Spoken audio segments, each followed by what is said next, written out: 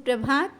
बाबा कहते हैं मेरे प्यारे बच्चे, कभी जो दिखता है ना वो होता नहीं है, और जो होता है वो दिखता नहीं।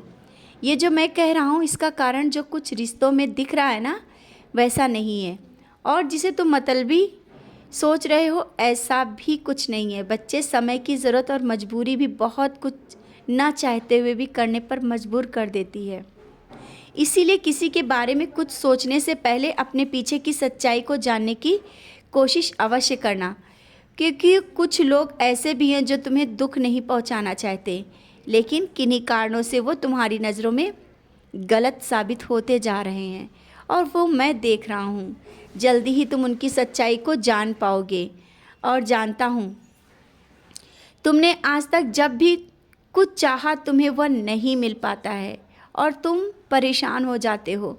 अगर मिला भी है ना तो उसके पीछे तुम्हें बहुत कुछ कुर्बानी भी करनी पड़ी है, बहुत संघर्ष उठाने पड़े, और जिन रिश्तों के लिए तुमने अपना बहुत कुछ छोड़ा और अब भी उनकी नज़रों में तुम गलत ही साबित हो रहे हो। जब उनसे ही दूरी बनती है तो तुम स्वयं को कमज़ोर समझने लगते हो, क्योंकि उनके लिए तुमने बहुत कुछ किया है। बच्चे, क्यों इन सब बातों में पढ़कर स्वयं को दुखी करते हो?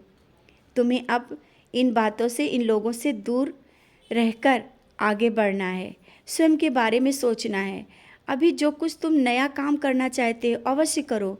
और हाँ, घर और परिवार की कुछ ऐसी बातें हो जाती हैं जिसमें तुम्हें गुस्सा आ जाता है और उसको जवाब देने की कोशिश करते हो ना।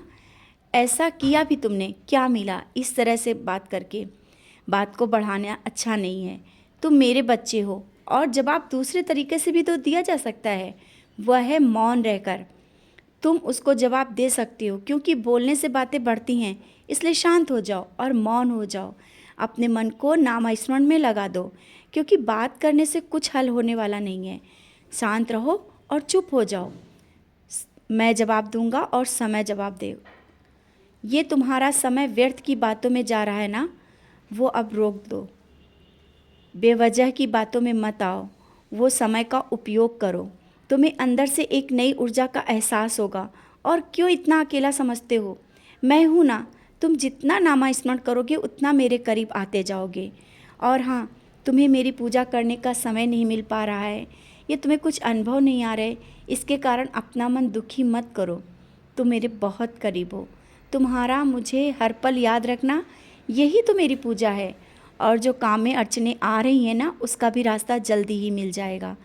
ये मन में मत लाओ कि मेरा कोई काम सफल नहीं होता, क्योंकि काम होने से पहले अपने अंदर के विचारों को बाहर निकाल दो, जो नकारात्मक विचार तुम्हारे मन में हैं, और अच्छा सोचो, तभी तो अच्छा होगा।